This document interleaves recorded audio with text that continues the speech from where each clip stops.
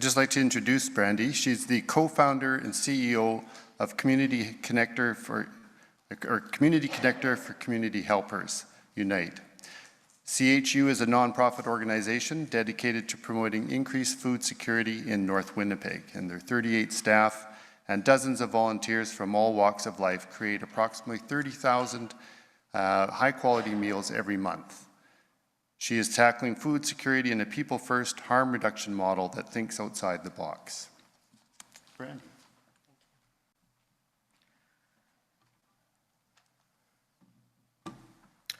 Thank you so much for having me here today. My name is Brandy Bobier. As Norm said, I'm the Community Connector and CEO for Community Helpers Unite. So we are an Indigenous-led incorporated nonprofit. We also operate as a social enterprise.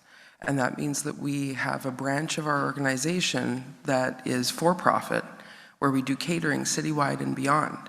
And what's important about that is that that helps to keep us sustainable without government funding. We do have a number of nonprofit food service contracts, including Nidinwaymak Warming Shelter at 190 Disraeli, where we provide breakfast, lunch, and dinner for the 150 folks that reside there 7 days a week, 365 days a year. We also have a contract with Kikanan Center for Elders. It's a low-income Indigenous elders residence with both an independent living side and an assisted living side. So our wonderful staff on site provide meals for breakfast, lunch, and dinner for the elders who live on the assisted living side, including room service to their doors if they can't get down to the dining room, and they serve them in the dining room, which is a lot of fun. And then we also have another contract with the Ikwe-Widjewin Shelter, which is the Aboriginal Women's Emergency Crisis Shelter. So it's for women and children escaping domestic violence. And we have lovely staff on site who serve lunch and dinner there 7 days a week for up to 30 women and children who could be there at any given time. So those three contracts allow us to provide the majority of our 30,000 meals every month into the community. But at the same time, we are in receipt of a lot of donated food from numerous sources. One of them, the biggest one actually, being Costco, food producer, or grocery store, which Michael is, that's how I met Michael. Michael was the Bear Clan food distribution driver, and we were always on the phone. Brandy, I got this food, and they don't want it at the den. They can't take it. We have too much stuff. Can you take the food? My answer is always yes, because I know as soon as I say yes to anything, something good's going to happen. So when about a year ago, actually a year and a month ago, I think it was, end of August last year, Bear Clan shut down their food distribution very abruptly. And Michael called me and said, Brandy, they're laying everybody off. They're closing the doors. They're not opening tomorrow. And because I grew up in the North End, I'm a graduate of St. John's High School and have known food security and food security issues my whole life, watching it growing up in the North End and seeing how things have declined over the last 15, 20 years. It's an interesting spot to sit in because I see the good things that are happening and all the progress that's happening, but at the same time I see that the people who are in need and who are living in poverty are living further and further in poverty. So when Michael told me that they were closing down the Bear Clan food distribution abruptly, like the next day, I had this vision of the North End on fire in 48 hours because Bear Clan was supplying 200 to 300 people per day with food, emergency food, right at the door. No barriers, nothing, just show up and they will have food for you. And for that resource to be gone was an absolute nightmare. So I said, Mike, will you go to work tomorrow if I gas up the van and pay you myself? And he said, yes, of course. We gotta keep the food out to the people. So we made some arrangements with Bear Clan, and we're able to keep the Bear Clan food distribution going for about 6 weeks. And in the meantime, we were able to find 3 organizations that are already feeding people in the same way, but on a smaller scale in the immediate vicinity, so that people who were walking there could walk just as easily to these other locations. And we were able to successfully shut down Bear Clan's food distribution food bank by pushing that food to those 3 agencies instead. And because we did it in that way, there was no further money involved, which is nice, because as Carina mentioned, everything costs money. But because we were increasing programs that were already in existence, it didn't cost any further money. All we had to do was get them the food and allow them to grow their existing services. So when we did that, we actually were able to increase the amount of donations that Costco was giving us because we had more places, more diverse places to send it. It wasn't just one location going, oh yeah, we give out that, but we don't give out that. It was, yes, we can take everything. So we've doubled the donations coming from Costco every day. We pick up 7 days a week from Costco on Regent, and we pick up 4 days a week from Costco on St. James. And through that, we've been able to double the number of people who are accessing food that's wonderful and fresh and literally just doesn't meet the 72-hour freshness guarantee from Costco. That food was going in the garbage previous to 2016 when James Favel, the then executive director from Bear Clan, stopped in at Costco to pick something up and saw them throwing carts in the garbage and said, what are you guys doing with that? And they said, oh, we have to throw it away. It doesn't meet the 72-hour freshness guarantee. And he said, can you throw it in the back of my truck? I'll go hand it out in the North End. And they're like, sure, sign this paper. So he did, and that's how Bear Clan food distribution got started, was literally out of the back of a pickup truck. Now, at that time, I was a sole proprietor caterer. I had a catering business called Classic Eats Catering and Baking, and we were providing meals. When I was on my way home from my kitchen, I would make a couple extra pans of lasagna or pasta or something like that, and I would drop it off to James and the Bear Clan Patrol volunteers before they would go out on their walks, knowing that a lot of the volunteers were food insecure themselves and were just community members trying to help patrol the streets and keep it safe. So I would drop off this food, and James called me one day, and I was just leaving the kitchen, and he says, hey, are you dropping off food to Bear Clan today? I said, no, not today. He said, okay, how soon can you meet up with me? I said, I'm like 10 minutes away, 15 minutes away. He says, great, meet me in front of David Livingston School, which is an elementary school right off of the Stella Developments in the North End, in the heart of the North End. And it's a Manitoba Housing low-income development. So everybody there, for the most part, is food insecure at one point or another. And I pulled up, and his pickup truck had one of those stretchy nets, you know, those big cargo nets. His truck was filled higher than the cab of his truck with this stretchy net stretched over it. And it was all like bread and pastries and packs of vegetables, like big Costco boxes of vegetables and stuff, and ready to eat meals and things like that. And I said, what are you doing with all this, James? And he said, rogue food security, my friend. He said, we're gonna hand it out. He says, I already saw some kids and told them, go tell your friends and your neighbors that there's food here, and the only rule is whatever you can carry, you can take. And I thought that was the most amazing thing I'd ever heard. I'd never experienced or seen anything like this before. And he said, you want to hand out food with me? I said, yeah, absolutely. This is phenomenal. So we waited. We were about maybe 5-10 minutes. And all of a sudden, people started coming out from all of the little entrances to the developments with wagons and things on their strollers and things like that. And we handed out that food in like under 10 minutes. It was wild.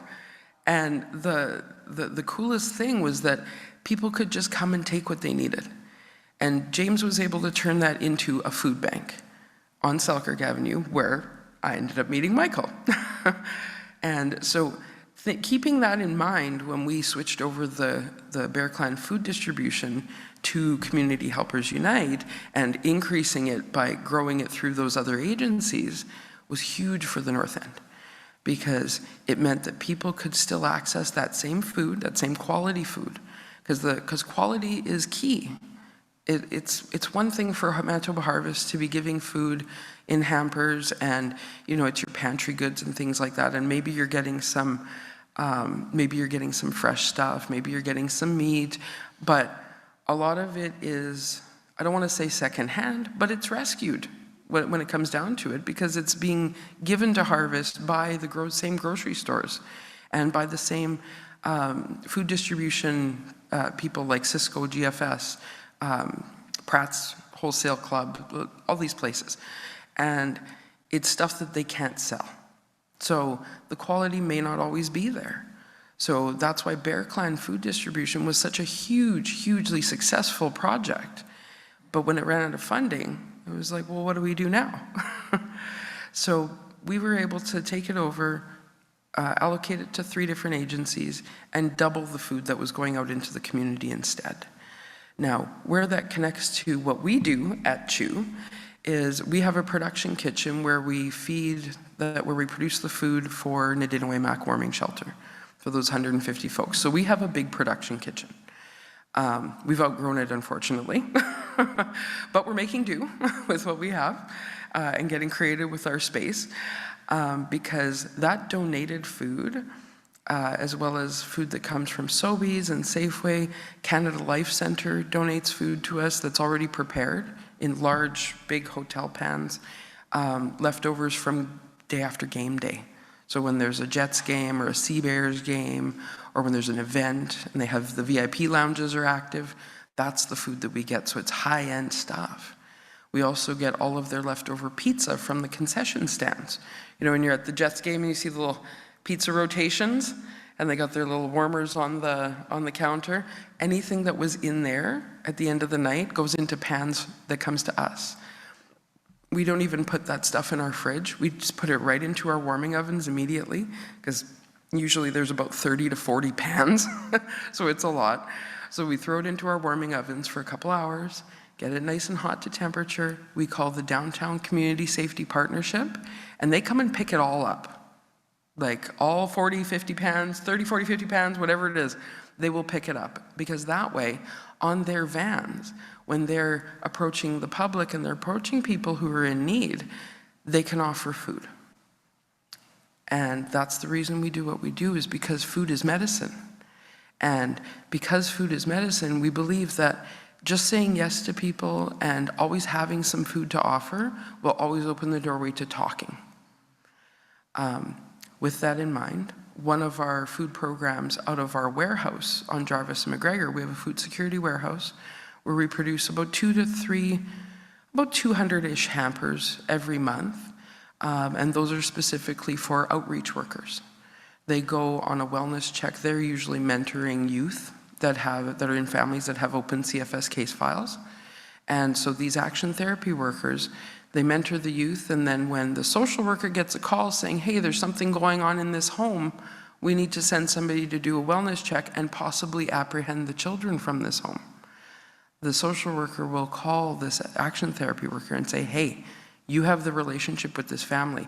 You should go and do this wellness check and decide if the children need to be apprehended from the home or not. Now, 8 times out of 10, the only reason there's something going on at home is that there's no food in the house and everybody's getting at each other and everybody's not in a good mood.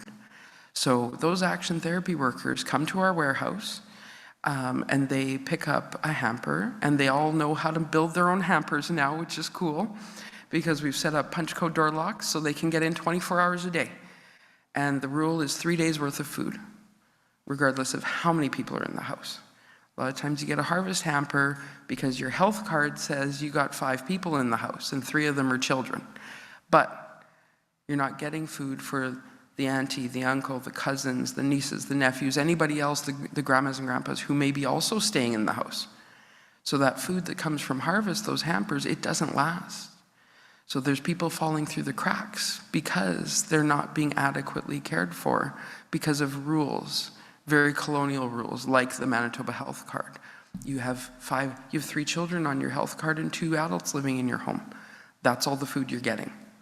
And children over 12 are only getting 1 jug of milk instead of 2. It's rules like this that are not good. With Manitoba Harvest, they try their best because they do have a whole province to take care of. But it's organizations like these 3 that we set up with Bear Clan Food Distribution, and with the meals that we create and the hampers that we create that for people falling through the cracks, that make the difference. And these are all unfunded programs because we don't collect health cards. We don't collect their information off their health card to determine what size hamper they get. The rule is always the same. However many people there are in the house, how many adults, how many children, it doesn't matter. We're going to pack up 3 days worth of food, and that action therapy worker is going to show up at the door with sometimes the entire back of their vehicle full of food. And they're going to walk into the house and say, hey, the social worker says there's something going on here and I'm supposed to do a wellness check. And that handing of food usually ends up resolving the issue. But if it doesn't and there is something else going on, it's that offering of food to care for them that opens them up to talking about what else is actually going on, if there is something else going on.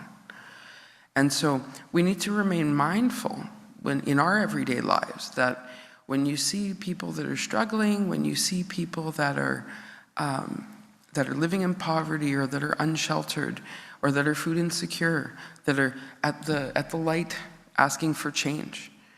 We don't know what the situation is, and so we need to be mindful that there may be very legitimate reasons that are not related to drugs or anything exploitive that are putting them out there to ask for help.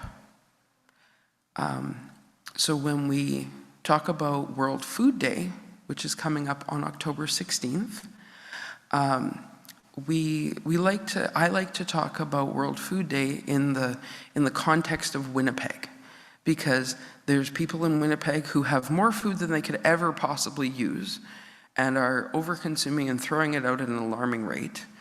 There are people in Winnipeg who are growing their own food and composting and upcycling foods and things like that. And then there are people who have none, and people who are always looking for food. And it can become a full-time job and all-consuming to look for food, to make sure that your food's secure. So our programs at Community Helpers Unite are very rogue in fashion because we identify a need and then we say yes.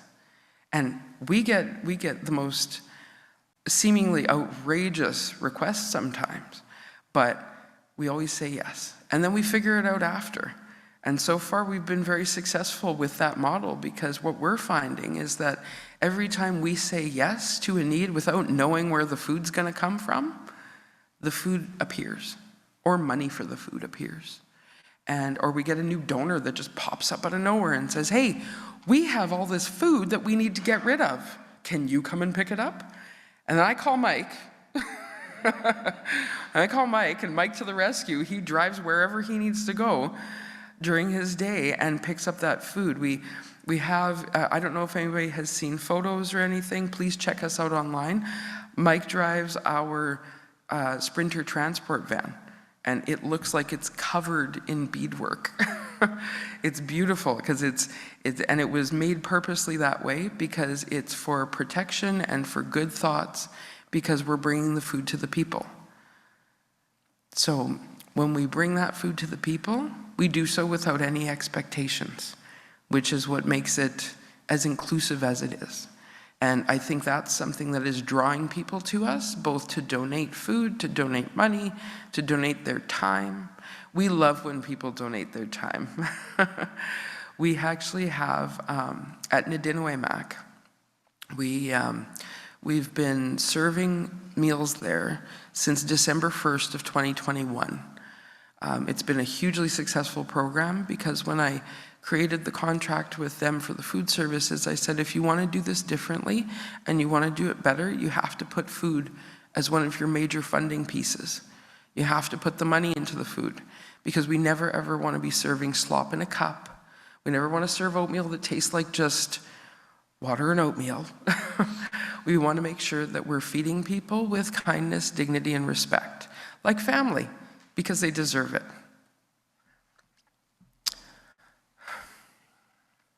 So, when we talk about World Food Day, I think back to how I met Carina. I do get emotional because I'm very passionate about what I do.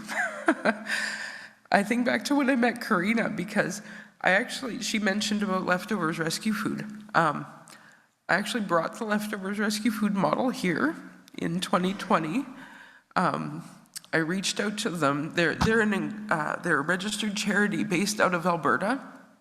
And they've had a very successful model with reducing waste and increasing access.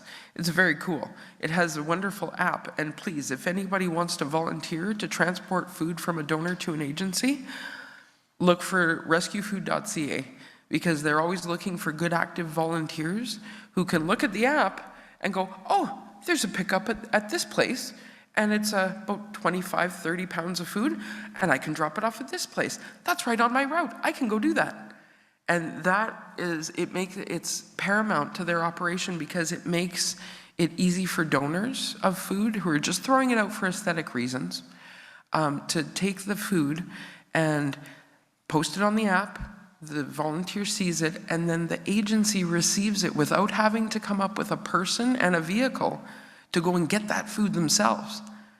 So these organizations that we forward the Bear Clan food to from Costco, they don't have to come up with a volunteer and a vehicle to get that food in their door, because Mike is delivering that every day, Monday to Friday. And we have our wonderful ladies, Christina and Kuhn, who do those same pickups on Saturday and Sunday. And so like those agencies, they don't have to come up with people or vehicles to get that food that they can then get out to the community, which is phenomenal, because like Carina said, helping the helpers, that's helping the helpers.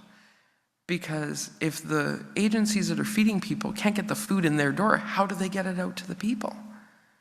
So that brings me back to how I met Carina, because she stopped in at our warehouse when I first launched Leftovers Rescue Food, and we were just a bare warehouse. I think was I sitting on milk crates? I might have been sitting on milk crates. We had nothing. It was just this empty warehouse that I leased myself because I knew that it would catch on very quickly, and we would be bombarded by thousands and thousands of pounds of food that would need to be housed somewhere. And one of the biggest things we received was potatoes in 1,000 and 2,000 pound bins. Like, these massive, massive bins of potatoes that Peak of the Market was literally looking at going, that's too gnarly looking, that's too small, that's too big. These are not close to even sizes, we can't use this bin. And then they put them in storage. They put them in cold storage until they have 24 of them, because that fills a 53-foot trailer. And when they have 24, they'll post it to Food Banks of Canada, and somebody will drive from Quebec or BC to come and pick up those 24 bins of potatoes and take them back to where they're from. It's insane. So at Leftovers, we started saying, yes, we'll take those potatoes. Everybody can eat potatoes. And we started creating a volunteer initiative where the volunteers would come from, we had Halfway House, Manitou House, Native Clan organization, Manitou House, Halfway House, it's just up the block from our place. They got guys that are just coming out of jail who need to keep busy until they get a job and put something on their resume to get a job, or until they start school. Because those are the rules there. Either you come to the Halfway House and you either get a job or you go to school. And so we were able to assist with keeping some guys busy until they started post-secondary education, or keep guys busy and give them something to put on their resume to show that they know how to show up somewhere on time and get the work done that's needed and socialize with other people in a good way. And so we started boxing up these potatoes, and then Carina showed up one day and she says, I want to help, but I don't know where to start. And I said, well, you just throw the food in the back of your vehicle and you just drive somewhere and you just hand it out. She's like, what? This doesn't make sense. She's like, how do I do it? No, most people wouldn't know how to do that. Like, this is something I do on a regular basis because that's who I am. But most other people wouldn't know off the top of their heads just to take food that's ready to eat and go and hand it out. Because when you go into the marginalized areas, it can be intimidating because they're not people you're familiar with. And they're people who may be using drugs or alcohol and may not be in a great state of mind. But I tell you, the one thing that I have experienced that I love the most about the way we provide food security in North Winnipeg is when people see my red Jeep driving up one of the streets and I stop and I say, I have a bunch of food. I'll pull up in front of a bunch of people and I'll be like, I have a bunch of food. Do you guys want some food? Can I give you some food? And the answer is always, yes, yes. And it's phenomenal.